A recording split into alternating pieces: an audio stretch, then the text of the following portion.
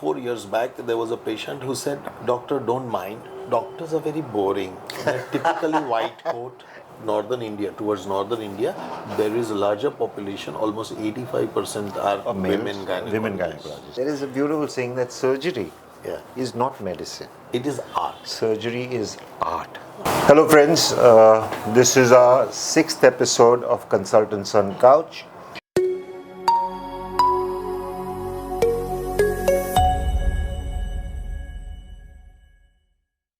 This one's going to be the most interesting. I think we've got a very dynamic, sort of a surgical maverick, Dr. Uddhavraj.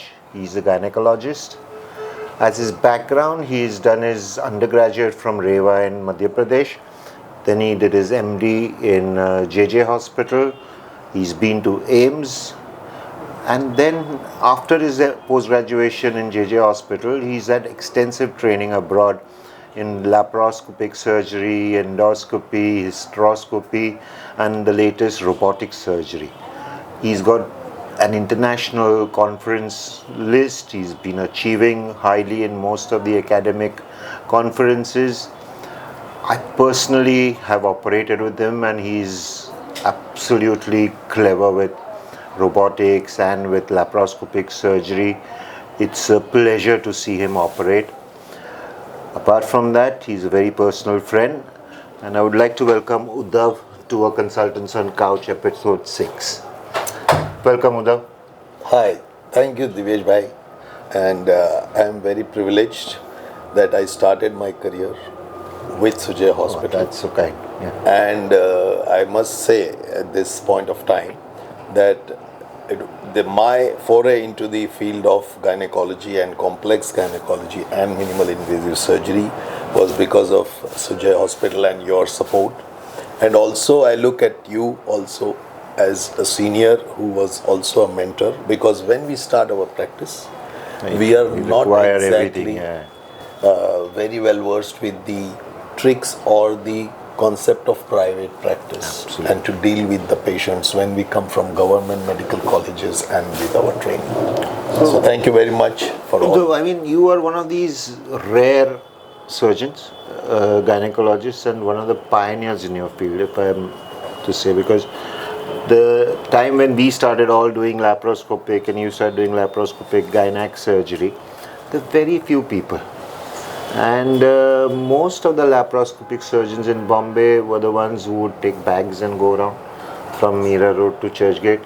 I think now also you do a lot of operating for a lot of people. As a shadow surgeon. Yeah. And now a lot of your work is because you've built up a reputation. What sort of got you from general gynecology to laparoscopic surgery? So I want to keep it brief, but it's a very interesting question. The thing is that when I entered gynecology, it was not by choice. Oh, okay. So I entered medicine to want to do only one field, which was orthopedics. Wow. And I was chasing orthopedics after my MBBS, but wherever I cleared my entrances, I would miss it by a little bit of a mark percentile, and I would get some or the other branch. Or if I would get orthopedics, it was not recognized by the Medical Council of India. So it would put a rider that I would have to practice in that state. So this is how, when I was actually choosing the branch, in my All India PG entrance exam counseling, there was only one seat which was left in the surgical branch in Bombay, and that was gynecology. And I planned in on joining and leaving it till I get orthopedics. Wow. But when I entered gynecology, I could not prepare again for the entrance. As imagine dealing with, you plan to deal with the hard, bony structures, and now you're dealing with one of the most delicate organs of the body. Absolute contrast. Absolute contrast. North Pole to South Pole. Yes. And I was lost, and for 6 months I was making up my mind to prepare again for the entrance and go back to orthopedics. Wow. But when I literally was sucked into the world of obstetrics, heavy obstetric delivery volume, and actually that told me that I am not made for this branch at all. Okay. And then slowly towards the end of my post-graduation, I was actually brought into the world of gynecology, where it opened up the surgical dimension of obstetrics. And then I thought, oh, this is a very gentle art and we need to master. Absolutely. And we need to expose, and it is particularly dependent of the principle of surgery. And that is how I continued with gynecology, and today I'm here. So, when you say you want to do, so there is a gender Yes. bias for. Yes. I've never seen one of my classmates in orthopedic, head of the department, orthopedic surgeon. That's the only girl I know who's taken up orthopedic. Gynacs, by and large, in the olden times, we used to have senior gynecologists, all males. Dr. Purandare, Dr. Daftari, all that.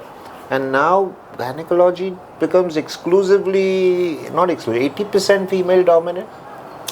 So I think if we scan the whole country, geographically, wherever there are traditional dogmas or stigmas, there, say for example, when we move northern India, towards northern India, there is a larger population, almost 85% are women gynecologists. Yes. As you move toward northeastern side, like Calcutta and northeastern states, you will find male gynecologists in Assam, This is interesting. Calcutta, Mizoram, Manipur, Imphal, Nagaland. You will have more male gynecologists. And as you move towards south again, when we move towards Tamil Nadu, or there you will have again the female gynecologists. And Maharashtra? And now we come to Maharashtra and Gujarat, almost 45% of the gynecologists are male gynecologists. Okay. But still, majority is a female. And when we talk about Bombay, Bombay has been absolutely unique because the pioneers of the surgical techniques world over, from Dr. V. N. Shirodkar, was the only double FRCS, general surgery as well as gynecology. Excellent. And he was the pioneer, and actually he has been inspirational to change the landscape of gynecology and brought gynecological surgeons of India on the world map because of his immense contributions to surgical techniques and innovation. Shirodkar slings, Shirodkar instruments, He was the first one, if I would share with you, that for the absence of vagina, he was the pioneer to perform the Shirodkar's sigmoid neovaginoplasty. He was the only gynecologist who could do bowel surgery and use the segment of a sigmoid to create a neo-vagina for the women who are born do without these vagina. pioneers sort of inspire you to become a surgeon? Because see, most gynecologists, that the women gynecologists stick to obstetrics and stuff, and a lot of them operate, obviously all of them operate and stuff, but this excellence of surgery, is that related to you being a male and your ops practice? Is there a giant gender bias in the population now? Yes, so there is a partial gender bias and it's opening up. It's always changing. What I saw when I entered was different. What I see today is different. And there is a sea of change. A woman coming and talking with you about the different aspects of gynecological problems was rare. Earlier, our outpatient clinic would have lesser patients. Now there are more patients. Sometimes now there are women who are more comfortable to discuss these options with a male gynecologist, which is what I am now. Do you think, on the lighter side, Yes. do you think you're being more handsome than an average person? Your flamboyance, I think is that that- an advantage or a disadvantage? I think that I With have to your, ask. goatee beard, and you always change your hairstyles and your. What is the secret of that? I think the secret is being comfortable at being unconventional. Nice. Because I recently remember about 4 years back, there was a patient who said, "Doctor, don't mind. Doctors are very boring. They're typically white coat. And they're very Exactly. stiff. They have a Exactly. chip on the shoulder.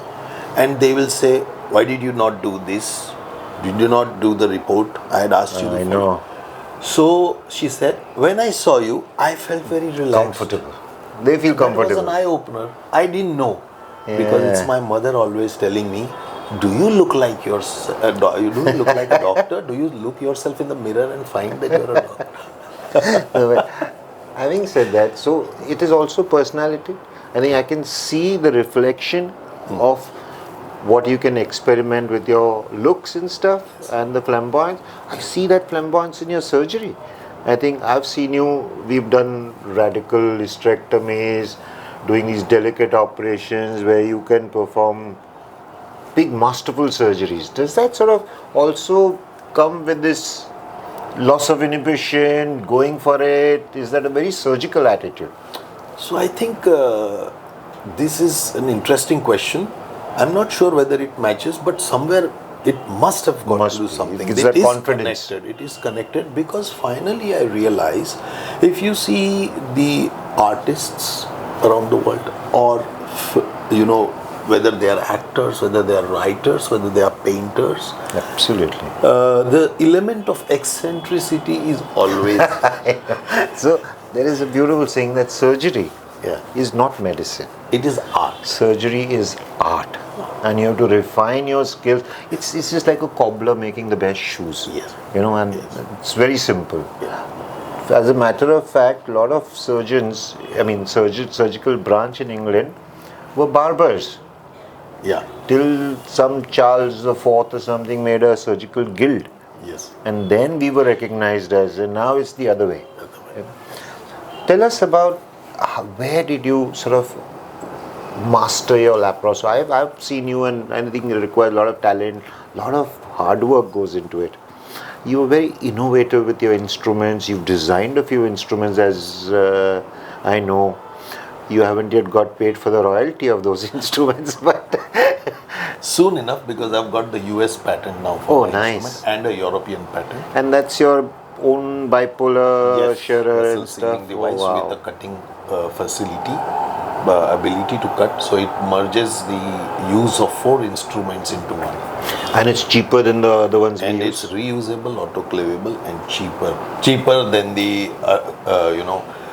instruments available all across the globe. Where did you do your sort of refinement of your laparoscopy? Which France, Germany, Belgium? You've got a list of places where you've been, and what is it?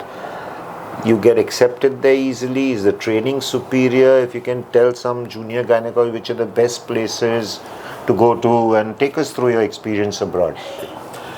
So the first thing was when I finished my training, I thought now I have to see somebody else outside our continent. Because when we were trained in Bombay, we were, made to think that we are in the best place in the world. With the pioneers we have worked, or we have worked with the students of the pioneers like Shirotkars and Purandaris. And the volume we have. And then So we come to the volume. But there was a flip side of volume. I realized that sometimes when you are not trained in the refined techniques, you practice the wrong techniques. Absolutely. So I That's so realized that before I embark on my own journey of having surgery on my own patients, I should know the difference where I'm going wrong, and I need to see another world. Absolutely. And that's when I got the opportunity, and I tried to search for different publications, found who were doing what work in what specialty, and then I exposed myself. I was lucky to get a exposure, and a lot of clinics and a lot of specialists and stalwarts in their fields abroad, they accepted me as a fellow. And when they assessed me for a month or so, they realized that I am sincere, earnest in my desire to learn and unlearn what I know may be not right or something like that, and then relearn some basic techniques, refine them, and then come back. But another mistake what most of our fraternity does is that once they get the fellowships, they come back and then they start their practice, and then they get busier and they never go back again. You have to keep on doing, stay continuing And- medical education. Exactly. And that is what I kept doing. I never thought that I have done everything. But you are also a teacher now. I mean, you teach a lot of students, you conduct workshops and stuff, and you impart that knowledge that you've gained.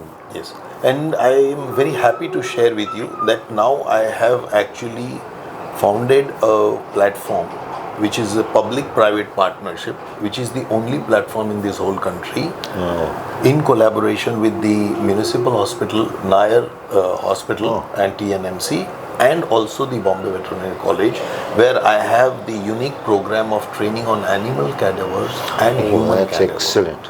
With open surgery and laparoscopy, not just in gynecology, but also in other specialities. And it's been about, after COVID, it really took off. It took me about almost 14 years to actually Get the permission. get the module ready, get the permissions.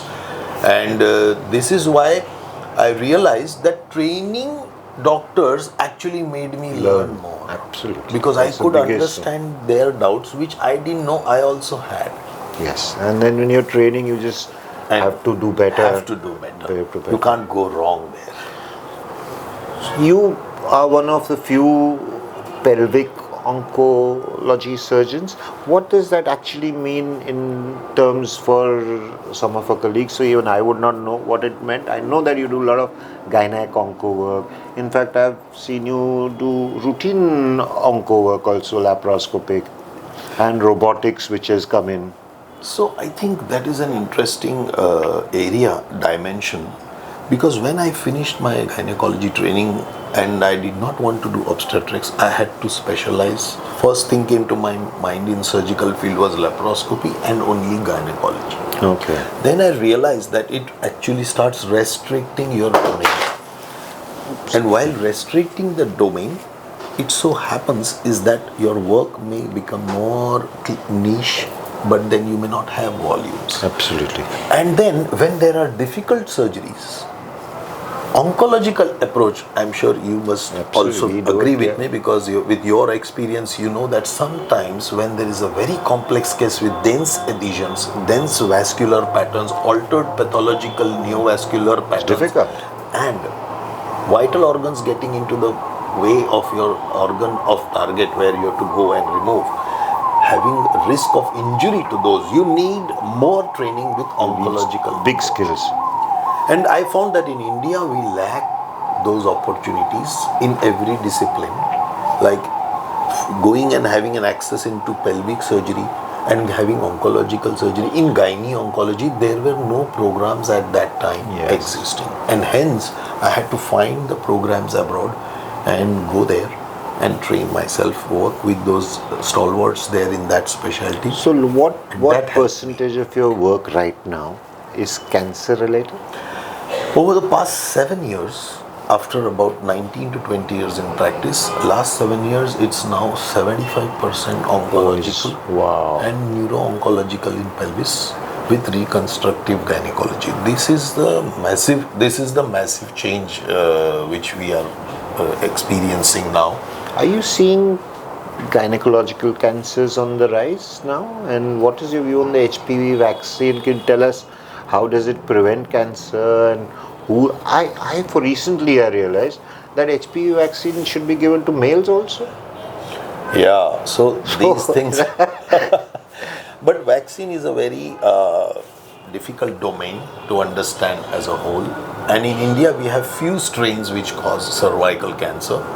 But recently, in my experience, what is happening, and I just had an interaction with a gynecological oncologist from Australia, and he said that we have managed to eradicate CS cervix. But the problem is now, our residents don't get to see. Can I send them to you to see CS cervix to understand the oncological approach in a radical CS cervix surgery? So is that the HPV vaccine that has surveillance probably? Yes, so HPV vaccine surveillance program, because people should know, which Indian women should know, because they do not visit the screening clinics as often and as recommended till they have some complaints. That's the reason we have cancer on the increase, or when they are detected, they are in a stage where they are advanced, sometimes inoperable. So the advantage in the Western scenario or the developed countries, we find that they have regular government-sponsored programs for cervical screening with Pap staining, Pap smear, and also whenever there are early lesions, they can do colposcopic guided evaluations and biopsies to devise the surgical or the treatment plan for that patient and prevent cancer, or early detection is possible where they are completely curable by surgery and a combination of adjuvant methods if some patients require. Now, you've got extensive experience with robotic surgery. Can you let our viewers know what is exactly robotic surgery? Some myths about robotic surgery, some worries about robotic surgery. It's not finally a robo. It's not like what we see in science fiction, Star Trek or robo moving. It is you who's still operating. Some myths, some costing of a robotic surgery. What are the advantages of robotic surgery? I was in US, Dukes, and they'd bought a new robo. I'm talking about a decade ago. Yeah. And it was all, they'd wrapped it up and kept it in the lobby. Yes. I said, why is this hasn't been opened? He says, no. The urologist was using robotics.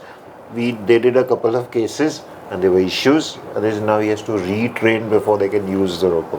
Correct. So it's something that is easier for me and you to learn, robotics, because we're doing a lot. Yes. But somebody, a new person wants to learn robotic. What is robotic? Tell us something about robotic surgery. So as we discussed earlier, that going again and again for training was the thing which helped me, and the new technology in 2009 and 10 and 11 came, that was robotics.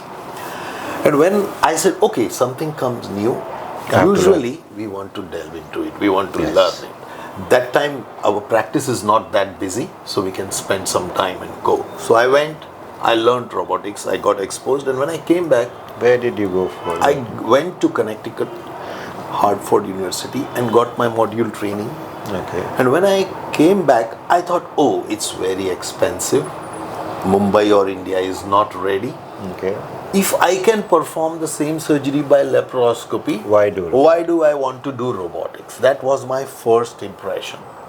When we did laparoscopic, if you remember, we were one of the same gallbladder, appendix can be done open equally well. This is more expensive. Those arguments really don't, in real world, they're not true. So I realized when I look back retrospectively, when I started laparoscopy, my teacher You'd say why? would say, I could finish a hysterectomy in a small incision. My patient will go home in 3 days. Why do you want to make 3 holes and do that? Yeah, absolutely. And I would say, but this is a newer technology. It may be better. It has minimal invasiveness to it. It has less blood loss. But then it would not be easy to convince that generation. So I realized... You're in the same phase with robotics, you think, right now? Yes. So I was in that phase, not now. So same thing, then I evaluated the mental aspect or the psychological aspect of training. So what happens with surgeons is when they spend 15 years in a field, then they become master of it, and then to accept a newer technology They have to unlearn. difficult. They have to unlearn. That's So this aspect of training came to my mind, that we need to unlearn some aspects, because when I saw even the line, you have been a pioneer of laparoscopic surgery, and you must have realized that there would be other general surgeons with senior experience.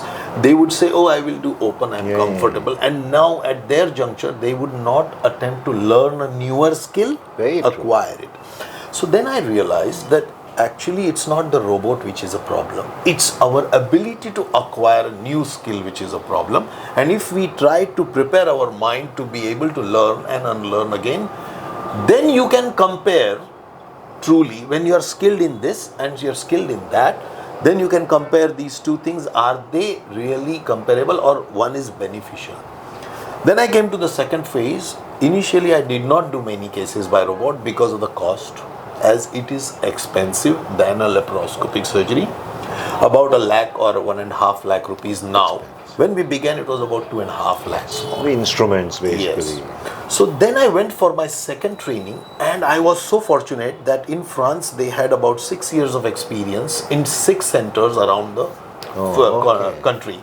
And I was very fortunate with Professor Eric Leblanc. He was the senior head of the department, and his immediate fellow was my contemporary. He said, you go and train robotics, I cannot learn it. And then he said, they did about 50 cases, and then they had a meeting, and I was fortunate to be present around that time, and they had a 6 metacentric Trial meeting of that. of audit. not just the results, but the audit of cost. They realized the result of that study, which was unbiased, because each center was analyzing the results of the other center. It is multi-centric. It was a blind evaluatory Wow. plan. So they found that when they cross 250 surgeries on one center, the cost starts becoming equivalent, and then subsequently after you complete reduce. 100 more surgeries, it is lesser than the laparoscopic surgeries, because the reason, as you must, like you are one of the rare expert laparoscopic surgeons around, and as you mentioned, you are one of the rare who picked up laparoscopy when many of them shunned it away. Yeah, we were fortunate to learn that before. Because you were ready to accept that it will work. So what happened is your skill level was far better than many others who could pick up. And some could do only simple appendix or gallbladder, but now you can do more difficult cases. So there's a learning curve. And learning curve. So then I realized why robotic in the first place came into existence. The people, then I got to speak to Frederick Moll, the pioneer, the father of robotics. So he had a simple dogma. When he saw the surgeons in the US, he found 10 surgeons, 2 extremely expert in laparoscopic surgery, 4 average but taking 4 hours or 2 times the time to perform the same surgery. And 2 could never do laparoscopy. So they would only do open. So he said these 4 surgeons need help. to upgrade them to robotics. And then that translated into lower volumes of laparoscopy, which again actually got them into a vicious circle. They could not acquire better skills. So he said if we assist these people with better vision, better instrument mobility, better 3-dimensional depth perception, and the third is magnified binocular vision without the specs. Yes. And extreme, as you must be facing very frequently, that when you do laparoscopy, camera is held by your assistant. Absolutely. And for that assistant to anticipate They have your to be move, good. They have to be good. Otherwise, you can't. They are your eyes. and they have sometimes to be anticipatory before you think. They have to be ready with that. That was the challenge I was also facing. And in robot, what happened was the camera was in your control. Yes. You are on a console. You are doing it. Then what happened when I compared, then I did not blindly accept it. First I rejected it. Then I said I will compare 30 cases, and I compared, and I have that study with me now, 30 cases of laparoscopy with 3D camera and 30 cases with robotics, similar clinical criteria, comparable. And I actually compared 33 criteria, out of which 12 were for the surgeon point of view and the rest were patient point of view. And I found almost 20 to 40% difference in various criteria beneficial. Now a simple example, in a laparoscopy, if this is the patient's incision port and this is a straight instrument. Now if you have to move and go here, you have to move at the fulcrum. But in robotics, it moves. You can move this It way. moves 360. Without moving here. Yeah, and it moves 360. And it can move it's this like way. magic. Magic. But what it translates into is, I used to wonder, the incision is the same. Yeah. Why would a robotic cause less pain? This was the reason. This is because our hand instrument. movements, The muscles are not getting damaged. muscles are not getting nice. sheared. Small microhematomas which would heal by themselves but can cause discomfort. So I found in a laparoscopic hysterectomy, I would make the patient get out of the bed, walk around in about an 2 average hours? of So in average, if I would say, some senior ladies would not get out, some obese ladies would not. So average, I would find 10 hours. There. Taking the worst case scenario, and in robotics it was 6 hours. Wow. And evening I was worried about, as you know, that thromboprophylaxis and obesity and clot formations. Yes, absolutely. So I actually was worried, and I went after 6 hours. She was walking, moving She was about. sitting in the bed and she said, I just walked around. I said, where is the patient? She said, I am the patient, doc. Wow. I couldn't believe it. And that day, I started opening up my mind to evaluate, and then realized that it is actually better.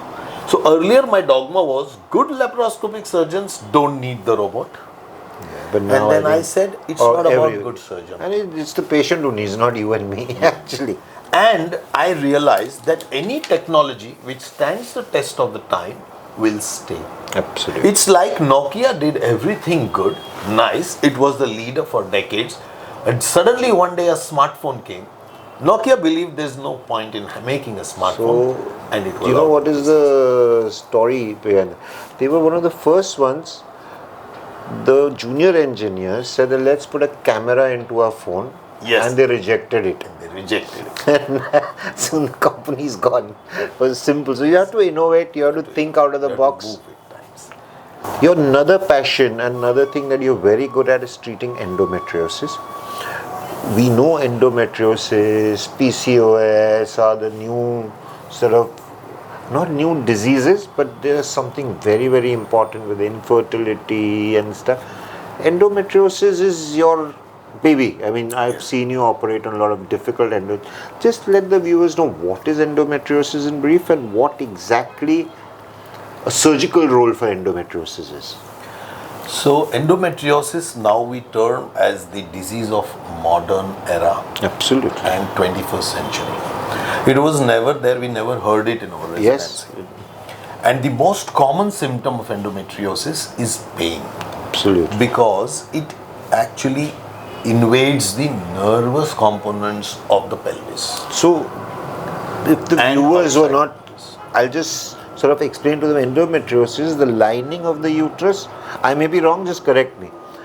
The lining of the uterus is called the endometrium, and if it goes through the fallopian tubules into the pelvis, that lining responds like your uterus lining going up and down, inflammation and stuff.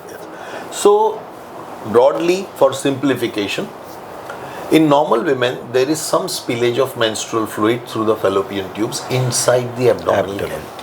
But what happens to those cells is that human body can actually eat them up. Yes. Because these cells are treated as antigens or invaders, and body, which we call as autoimmune response, and they feed it up. But in women with endometriosis, due to some reason which is still not clear world over, research is still on. I am a part of the study with the National Institute of Research and Reproduction, and we are trying to find and compare the DNA changes, mutation repair issues in the utopic, means endometrium inside the uterus, and ectopic means outside the uterus, anywhere in the body. And that in patients with endometriosis, these cells are not absorbed or killed or phagocytosed, which we call as eaten up. And then there is another hypothesis that some patients have genetic predisposition to have endometriotic cells grow at different points. Typically, these will find the areas which are highly neurosensitive. So, you will find endometriosis around. So painful. You mean they will find painful areas? So uterus, ovaries, ureter, Pelvis, rectosigmoid, and now we have diaphragm, extra pelvic sites, ileocecal junction, sigmoid colon, and also now scars of previous surgery. Yes, I have seen lungs. Some of them. Yeah. So, and I think it's newer presentations are coming. My first exposure to endometriosis training was in 2005 with Professor Luca Minelli in Italy, and he would do 2 surgeries every day, 4 days a week. Wow. And they were extensive 5-hour surgeries. And I said, oh, we don't see that in India. Now we are seeing? And he told me, let us meet after 10 years. Okay. And he was so right. So, do you think the cause is something to do with modern... Yes. Not having babies early, IUCDs. Correct. So that another aspect we analyze, that in women, the human body is designed to have alternating periods of menstruation and amenorrhea. Yes. So earlier in our grandmother's time, they used to get married very early, and they used to start having children. So they used to have menstruation, then stoppage of menstruation for a year during the pregnancy, again menstruation, again pregnancy. This would actually keep their body in check, which medical science is still at, marveling how this could happen. And as you mentioned, the classic observation, whether it is modernization, whether it is change of lifestyle, whether it is exposure to different synthetic obesity, products, obesity, stress, stress, and delayed marriage, or broadly I classify it as into, or tell is difference longer the duration between the menarche and the first conception, risk of endometriosis Is may higher. rise, and also the other problems like PCOD and the risk of malignancy. CA breast? CA breast. So I think there's a lot to do. Research is on. We are still not pinpointing the cause, but I think But that's one of our clinical observations. and your one of your passions is endometriotic treatment. Yes. Robotics help, and laparoscopy is something that is really beneficial for this. Your views on infertility. I mean, I'll let the viewers know you're married, you don't have children. And when you see children, ladies who consult you for infertility, I don't think you treat a lot of infertility patients apart from the diagnostic. You are a skilled laparoscopist, you get hysteroscopies, minimal invasive. Is there a sort of, when you treat infertility patients, you don't have children? It's not infertility, but it's one of, I know you and you don't want to have children. Does that create a bias in treating infertility patients? Not really. So I think now women are more empowered, more independent. Exactly. We had a chat with Sejal and we were talking about the same thing. And they make a choice. So when I and my wife discussed this, my wife was very clear, I don't want to have children. Okay. Of course, today she feels different. For some other reason, maybe. Absolutely. For her own reasons. Yeah. But at that time, she wanted to make a career, concentrate on her career. And I told her that if you wait now, that when you want to conceive, your age that at golden conception period will be higher. So there will be side effects. So having no children was a mutual decision? Mutual decision at that time. And I actually largely left that decision to her and make that call because That's so nice. The complex part of it is The to be born pregnancy by is the there, woman. absolutely. It's their domain. Yes. And when I see the infertile couples when they want to have children and I see their agony, I would tell my wife that if you want, get it done now, because later on, if you want, then you may need assistance, and that may give you, make you undergo a lot of intervention, which is not right. So surrogacy now in India is banned for just for the So now viewers? it is going to be getting regulated like the transplant, and it will have more of philanthropic surrogacy rather than commercial surrogacy for the that's a obvious good thing. reason. And it's that's an a good important thing. and a good thing if actually implemented correctly, because legally there can be a lot of offshoots, and also managing these patients who can lend their wombs unless until they are in a proper legal contract. Just like kidney transplants and Yes. stuff. So it So has to I be think- regulated. Yeah. But it's something that by whims and fancies of somebody should not be denied. I think it's something that it's progress in medicine, isn't it? I mean, Yes, I think now a lot of largely- patients who require it. Yeah, largely now it is becoming a matter of choice. Like I would, by just deviating a little bit from the topic, say for example, there is an individual, and I say individual, who is actually biologically a girl. Transgender is a big problem. Now they feel that they want to become a boy, or they are a boy. So I perform 1 or 2 surgeries, a hysterectomy for such in every month who want to become a boy. So they seek and they undergo gender reassignment surgeries. So we've had 2-3 big surgeries, and Yes. the very So it's now- again it's an art. So I saw a vagina being created for a male, and it's artistic. It's one like of so those- creative. One of those cases, I am now again, there is a patient who is an biologically XY but feels like a woman vagina. We are going to do a robotic sigmoid neovagina because we did 2 of them and they are doing very well. And these complex surgeries, we can use the latest technology to have a very safe surgery and have a less strain on the surgeon and have more efficient procedural, fluency and with less complications. Coming to the lighter side again, and I know you're like an artist, and I think you're a singer. You love to sing. Yeah. And how does singing does it relieve your? I know you're very busy. You're running all around, operating. Singing is always been your passion, or it's something that relieves stress. Have you tried singing I've had a patient. I got a nice YouTube video of my patient singing Rag Bhairav when I'm operating Wow. at the locals. It's a beautiful Superb. thing, singing. So, do you think singing takes a lot of stress away? And have you done formal singing lessons, training, or something? So I think I have not done, but I was fortunate because my father is an extremely gifted singer, and we grew up listening to him. So I think it came naturally to me. And second thing is, it even in the theater, sometimes I start singing on my own, Absolutely. or humming, which takes me away from the distractions.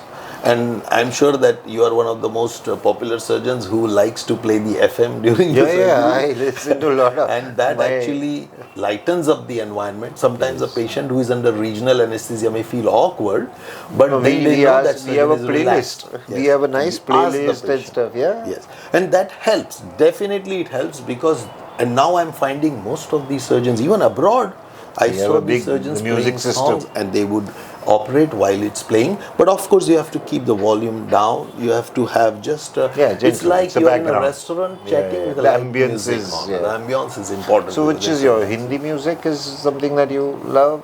No, Which I is your think- favorite song or favorite artist? So I think I have actually. It depends a lot on my mood. Okay. So from Sufi to Western to soft pop to hard rock. Wow.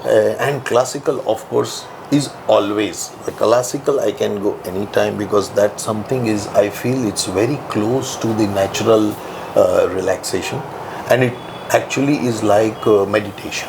Absolutely. It actually vibrates, and music is definitely a therapy. I'm sure it works on a very subconscious level. One day on my birthday, somebody actually gave me a surprise and sent a guy, I didn't know, ferns and petals or something.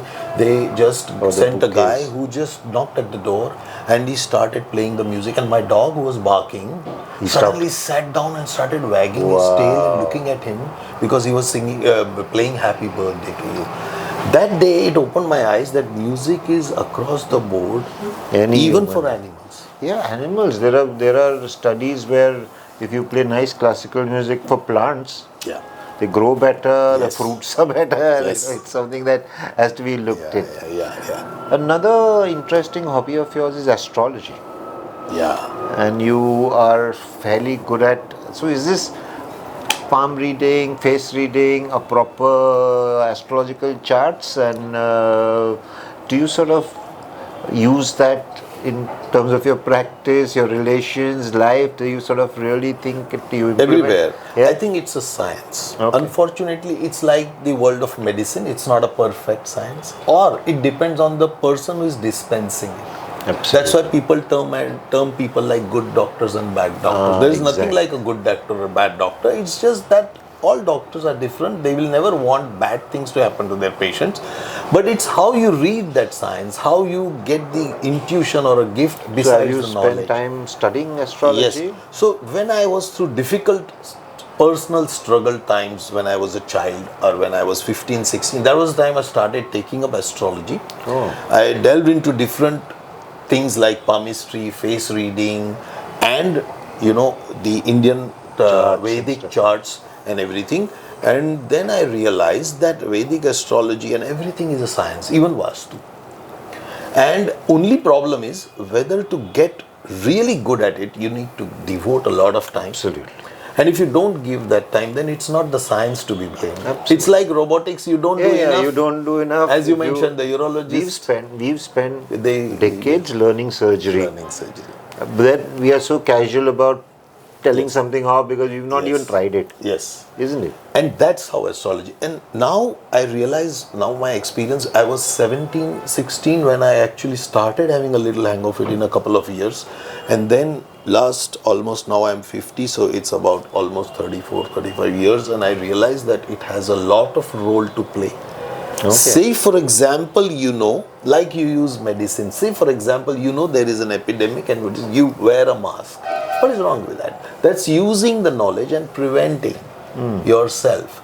It's like that. You don't go by the rope. It's not like... Yeah, it's not hard and fast it's rule, not but hard and fast or gives it's you going to happen and guidance, things. gives you... Yes. So when you use it as a guidance, not like it's predicted, so you put your hands together. I don't think just many watch. of your patients must be knowing that you're good at astrology. Do you No, think? so I have very rare opportunities. There was a couple with me who came for endometriosis. We operated in Sujay hospital. Okay. I remember her name as well. But so I told her, and then the husband, and they were working in insurance, and she had bad endometriosis. Okay. And she said, "But doctor," and then when I finished the surgery, I said, "Now we need to suppress this, but it depends whether you want to conceive. I would advise you that you conceive fast. Otherwise, what will happen is that we have to give you medications for long, and if you don't have conception, the endometriosis may come back." Yes. Now this couple chose that no, at the point we cannot, plan a conception because we are in the middle of, changing the jobs and things like that. Then I said, "I will request you one thing. Can you share your details?" Okay. And they did. And then I analyzed and I said, "You have this window. After this, it will become difficult for you to have a child." Oh. For a couple of years, fortunately that window was about 3.5 years and all that. Couple of years they didn't listen, and one day they came back and they said, "Doc, I think now You're right. my wife is ready, or we are ready, and I think we should go." And they conceived. Wow. When they tried for their second child, they're still trying. Didn't happen. Oh. So they are still thanking me for that. That they could you manage that. influenced our decision besides the medical aspect of it.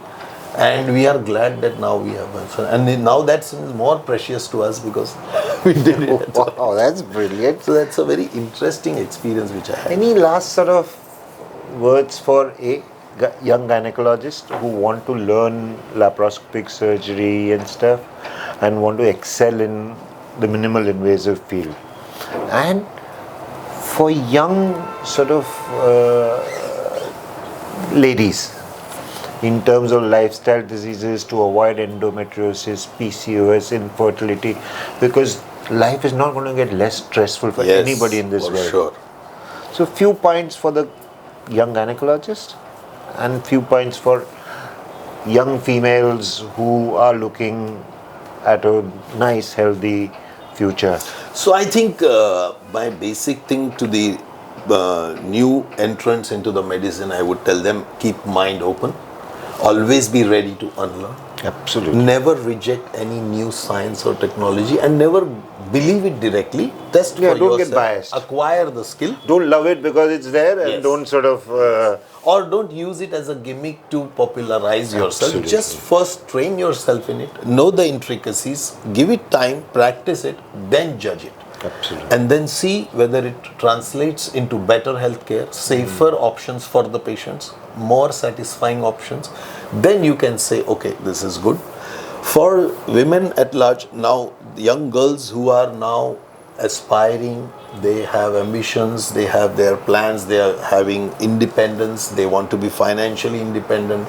I tell them that health is prime. Absolutely. If anything you want to achieve or do, if it is at a cost of health, it's not worth it. It's not worth it. And this I have realized because when I began, and I took this tip from you, I remember distinctly there was a VIP patient from your side, and you said, "Uddhav, you have to operate on this lady.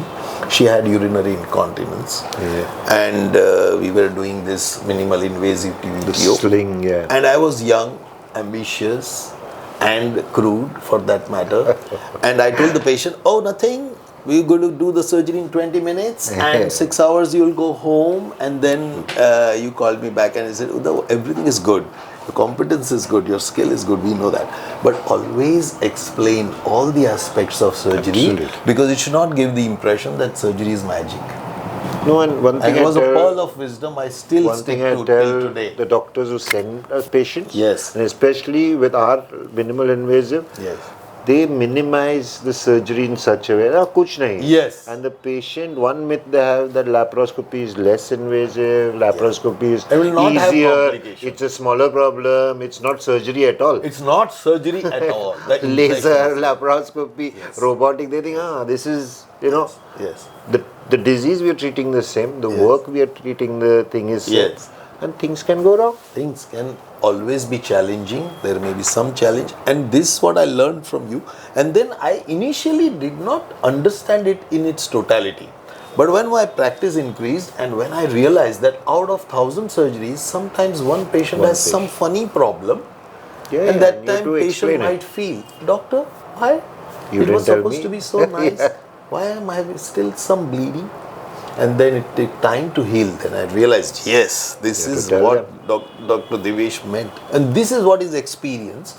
And now I realize, which I am sure you must share, you also must be sharing the same opinion.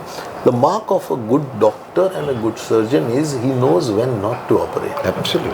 Very And true. that is what I learned. So for the newer entrants into the field of surgery, surgery is an art and it has to be practiced with the finesse only when it is truly indicated. Absolutely. And that is very important, and it takes years and years to get that.